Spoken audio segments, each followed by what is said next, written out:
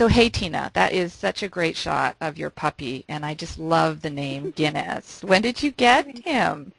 We got him last Thursday. Yeah, oh, he's a sweetie. Yeah, I saw Yeah. pictures of Kirby and her dogs, and met up a dog at a tournament last week, giving kisses to Christina on the 17th hole. So it's doggy day on Big Break. Yeah, exactly. Okay, so let's get on with the show. We have the first day after your elimination, and I'm curious, what did you do all day that day? It was myself, Liz, and Kirby, and we walked around, and Dana and Adrian actually went to go play Kapalua because they were getting ready for the Mercedes Championship, and at this point I had just been eliminated, and I was like, you know what, I'm going to skip on golf. So we went sightseeing, got a bite to eat, and then got to hang out, and then that evening we all went to a luau, which was very fun. We didn't go to the same luau that the other girls went to. We actually went to a different one. So after you walk off the course, what happens? How do you meet up with the other ladies who were eliminated? We had a lady there. Her name was Vicky, and Vicky would be there waiting for us after we did our walk.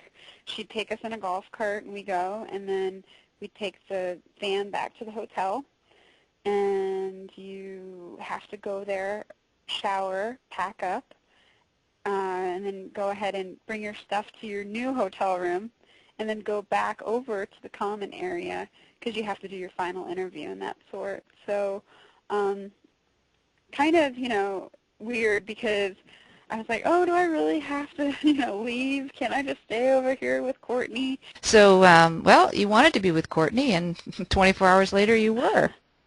Yeah, I was actually quite shocked that she was the next one to go because I just didn't see it coming. I guess at this point you really don't know who's going to be the next one to go.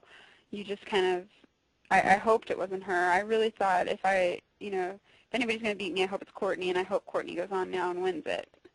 I felt, her and I have not had the best financial life out on the road, and her husband have sacrificed a lot for her to travel, and I just thought, since I'm not in it, I'm rooting for her. So unfortunately, she was back already, and she had to be my roommate as well. So again. Oh, that's well, at least that's sort of a nice consolation.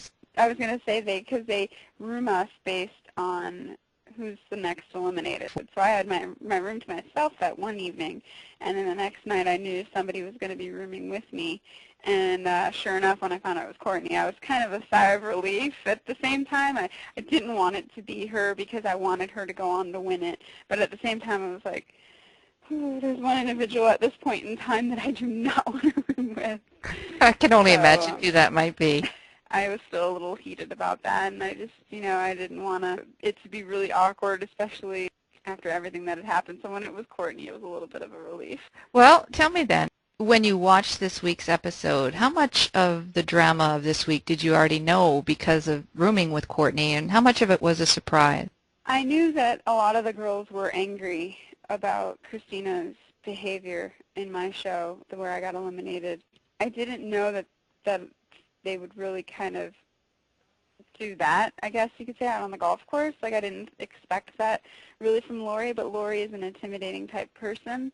In my opinion, I like Lori, and I like the fact that she defended me on that. And looking back on it, though, and after seeing this, I kind of felt it was just as unsportsmanlike for Lori to be doing that as it was for Christina to, say yes after I missed the circle. It's not even so much the whole choke thing. Now I kind of think it's being dragged out a little too far and a little too long. It's just, and I kind of feel bad for her, but at the same time, I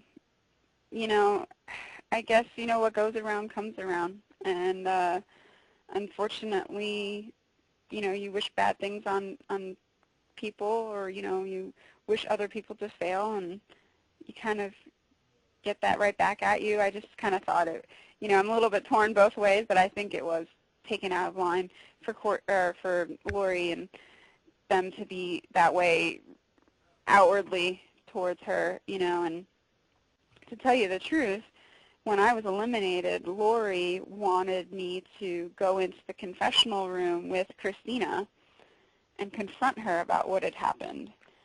And I'm not that type of person.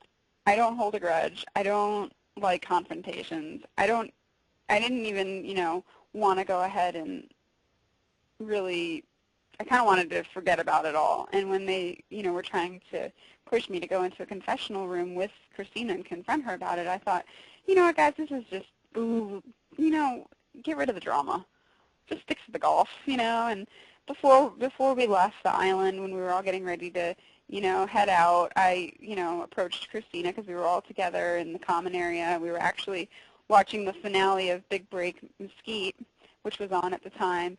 And I had told her, I said, we confronted each other and we patched things up, and I don't hold grudges. I told her that flat out. I said, I don't hold grudges. I said, there's things that I'm going to say in my interviews, there's things you're going to say, and there's things other people are going to say. But when we look back on it, we have to realize that this is a different type of situation. Things come out of your mouth that you don't really expect to at times, and just let's, obviously let's just understand that I don't hold a grudge towards you.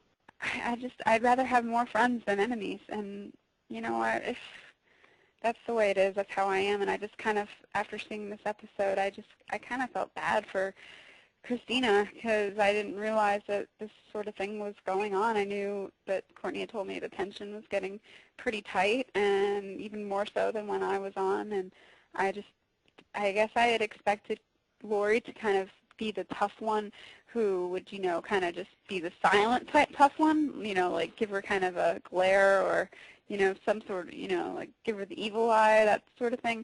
But I wouldn't expect her to outrightly say all that stuff, even though it was kind of funny how she said, one word comes to mind. Yeah, I think Christine even mentioned that when she first heard that, she actually started laughing and thought of giving her a call. Mm-hmm. It was funny, yeah.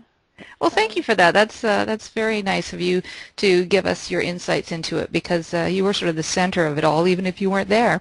Yeah. It's funny. Unfortunately, yeah. I was like, wow, I got a lot of airtime even though I'm not even on the show anymore.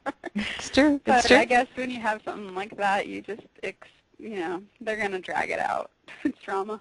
Oh, it'll be following you for a while, and for Christina a little longer, I think. Okay, let's go on with a question one of our readers had for you. They want to know, what current or retired LPGA player do you look up to the most, and why? I'd have to say, Morgan Pressel. I think accomplishing so much at such a young age is something to be admired, and I like the way she has portrayed herself in advertisements and that sort. And Natalie Golvis, she's another great person that I would obviously love to be in her shoes, making the money she's making and being so fan-friendly. I feel like she has a really good attitude towards that sort of stuff. For retired, I'd have to say I admire Nancy Lopez and probably Pat Bradley. Well, I guess they're not retired, they're playing on the Legends Tour, but Nancy, just because she was another fan favorite back in her day, and just doing so much, balancing a family and playing great golf at the same time, and broke my heart when she lost the U.S. Open, I think, to Pat Hurst, I think, that one year, and she never got to win the Open. It's like her closest chance, and she lost. And I remember sitting on my couch, I think I was like probably 11 or 12, watching it, and I was like, no, I was so sad for her. I really admire her and Pat Bradley as well. So. Great, great. Okay, well, let's wrap this up then. Do you have any closing remarks you want to share with our viewers today?